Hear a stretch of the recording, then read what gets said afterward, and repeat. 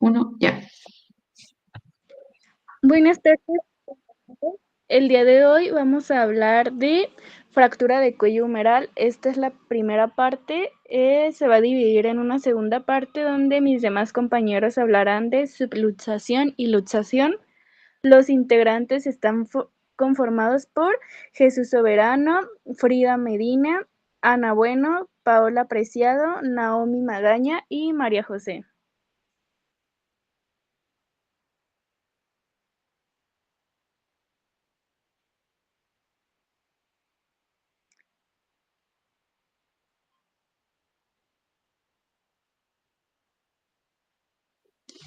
Vamos a comenzar con la fractura del cuello humeral. La descripción de esta patología es la interrupción de la continuidad ósea del cuello humeral. Es una fractura muy común de la extremidad superior y también un dato muy importante es que la mayoría de estas fracturas están relacionadas con la osteoporosis. La fisiopatología de esta fractura va a involucrar varios procesos. Desde el primer momento en que ocurre la fractura, va a pasar que va a haber un desorden de los tejidos y de los huesos en la región del hombro. Normalmente los músculos que suelen lastimarse más en esta fractura son el deltoideo, el subescapular, el redondo menor y el redondo mayor. Seguido de esto, lo que va a pasar va a ser que se va a formar un hematoma local y va a haber una respuesta inflamatoria inmediata. A esta fase se le conoce como la fase inflamatoria, donde los que trabajan más son los neutrófilos y los macrófagos. Después de esto, en nuestro hueso fracturado se va a formar un callo blando o también se puede llamar callo inmaduro, que va a sustituir al coágulo de sangre que se formó en la etapa inflamatoria. Este callo va a mantener el hueso unido, pero no es lo suficientemente resistente. En esta etapa, las células que más trabajan son los fibroblastos. La siguiente etapa es la del callo duro, que es básicamente cuando el callo blando se va a convertir en un tejido rígido, calcificado. Y aquí las células que más trabajan son los osteoclastos y los condroclastos.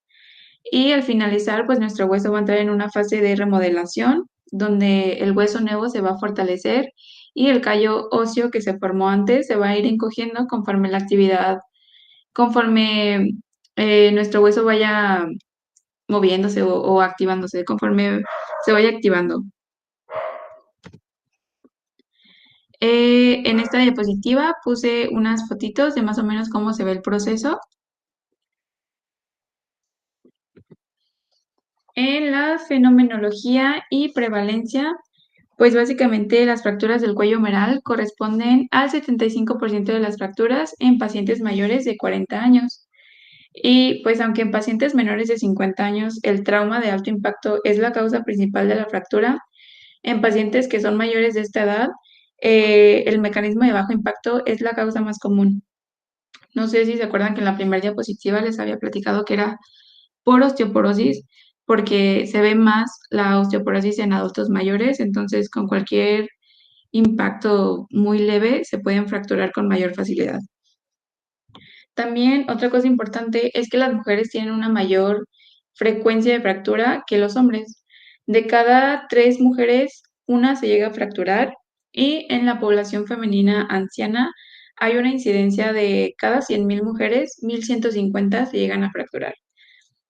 Todas estas han sido mayores de 80 años. En los mecanismos de lesión, pues la mayor parte de los casos se producen en pacientes mayores de 60 años, como ya lo veníamos platicando.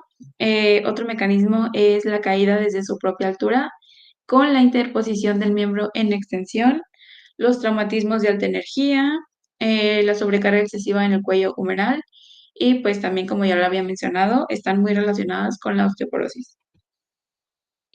En la clínica de la lesión vamos a empezar platicando los signos y síntomas. Obviamente va a haber dolor, hinchazón, hematomas, lo que viene siendo alrededor de la articulación. También va a haber una limitación del rango de movimiento o una incapacidad para mover el antebrazo de forma normal. Va a haber una deformidad o desviación del brazo por alteración de la alineación del hueso que esté fracturado. Seguimos con las clasificaciones o grados. La más utilizada en este caso va a ser la clasificación de Neer, que se basa en los 4 fragmentos anatómicos descritos por Gottman. Este dice que las fracturas se deben de clasificar por el número de partes que resultan. Y para entender un poquito mejor esta clasificación, hay que tener muy en mente las 4 estructuras anatómicas claves del húmero, que son el cuello anatómico, el cuello quirúrgico, la tuberosidad mayor y tuberosidad menor, o también conocidas como troquín y troquíter. Esta clasificación tiene 4 tipos. El primero va a ser de una parte, que nos dice que las líneas de fractura involucran que una de 4 partes estén fracturadas. Eh,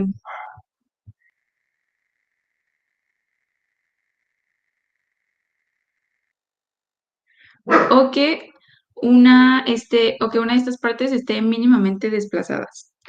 El segundo tipo va a ser de 2 partes y nos dice que las líneas de fractura involucran que 2 de 4 partes estén fracturadas y que de 2 de estas partes una solamente esté desplazada. El tercer tipo es de 3 partes y nos dice que las líneas de fractura involucran que 3 de 4 partes estén fracturadas y que de 3 de estas partes 2 estén desplazadas solamente. Y la última sería de 4 partes, que nos dice que las líneas de fractura involucran que las 4 partes estén fracturadas y que de estas 4 solamente 3 estén desplazadas. En el cuello anatómico puede que entre el de una parte y la de 2 partes. O sea que el cuello anatómico se puede fracturar, puede que esté solamente mínimamente desplazada o que se fracture en 2 fragmentos. El cuello quirúrgico es la misma situación, que esté mínimamente desplazada o que se pueda fracturar en 2 fragmentos. Para el troquíter entra la clasificación de 2 partes, de 3 partes y de 4. Y para el troquín también de 2 partes, de 3 partes y de 4 partes. Muy bien, ahora les hablaré sobre el estudio de imagen. Es el que se realiza para fractura de cuello humeral, es una radiografía. En el diagnóstico diferencial, pues podemos poner lesión del manguito rotador, que realiza una resonancia magnética en T1 y 2, luxación, que es una radiografía P, subluxación igual radiografía P, separación epifisiaria, radiografía P, bursitis, en esta se realiza una resonancia magnética, capsulitis retráctil, igual resonancia magnética y tendinosis, resonancia magnética o ecografía, todos estos para descartar. En el diagnóstico conclusivo tenemos que tomar en cuenta que al momento de realizar una evaluación clínica completa, tiene que incluir una historia clínica, edad y mecanismo de lesión y la exploración física del hombro afectado, poniendo atención del edema, limitación funcional y la actitud de la extremidad que puede orientar hacia una lesión ósea con desplazamiento. También hay que realizar una exploración neurovascular detallada del miembro superior, comprobando los pulsos periféricos e interrogando al paciente sobre la aparición o no de parestesias y pérdida de la sensibilidad en la porción distal del miembro.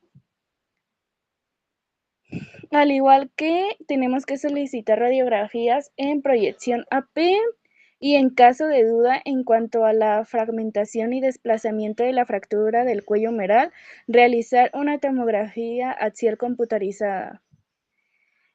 También hay que tomar en cuenta que al momento de efectuar la resonancia magnética, las radiografías simples no demuestran una fractura de cuello humeral y existe sospecha clínica de lesión ósea oculta sin desplazamiento intra o extraarticular, así como para descartar el desgarro del manguito rotador. Categorizar las fracturas del húmero de acuerdo a la clasificación de Neer. En las intervenciones quirúrgicas ortopédicas tenemos que vigilar en los primeros meses del postoperatorio datos clínicos de infección del sitio quirúrgico, así como datos compatibles con lesiones neurovasculares y en los controles radiográficos datos de pérdida de la reducción.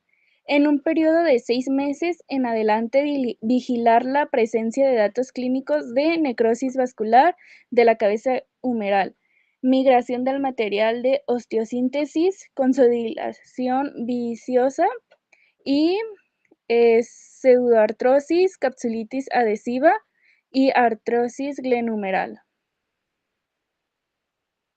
Fisioterapia basada en la evidencia, tenemos que tomar en cuenta los tratamientos quirúrgicos. En los casos de los tratamientos quirúrgicos debemos considerar una buena calidad ósea, una correcta reducción y síntesis estable. Se mencionan intervenciones quirúrgicas como reducción abierta, con fijación interna, reducción cerrada y fijación percutánea, artroplastía protésica y fijador externo. El tratamiento fisioterapéutico debemos considerar el tiempo de consolidación de la lesión empezando de manera progresiva, teniendo como objetivos de tratamiento realizar una exploración física, evitar cargas de peso durante las primeras 6 semanas, restablecer la amplitud del hombro en todos los planos, mejorar la fuerza muscular, restablecer la parte funcional del hombro para realizar sus actividades diarias.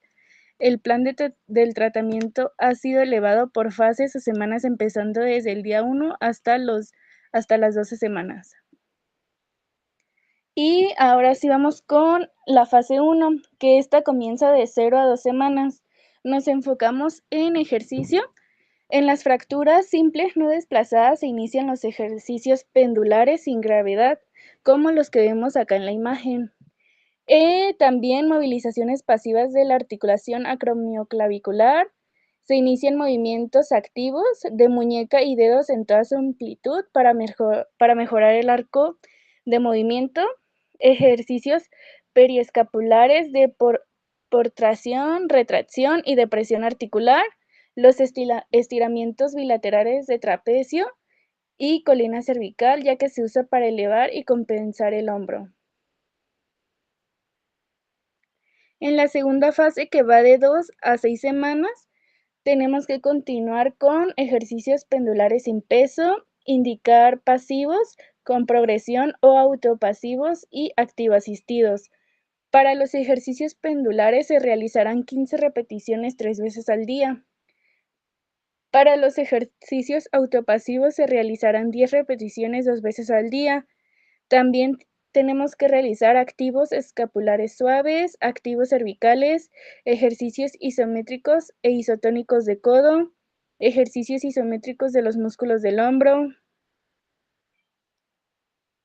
Y en la tercera fase, que va de las 6 semanas a las 12, se mantienen los ejercicios autopasivos para no perder el balance articular, ejercicios y movimiento activo, si se objetiva con el control de la consolidación, ejercicios de rotación interna y externa si existen signos de consolidación de la fractura, ejercicios de presores de la cabeza humeral en flexión y abducción, ejercicios de protracción y fortalecimiento progresivo del hombro, y se fomentan patrones de movimiento diagonal con pesas progresivas y el uso funcional del brazo, así como los que podemos ver en la imagen. Y de nuestra parte sería todo de la primera parte de fractura de cuello humeral.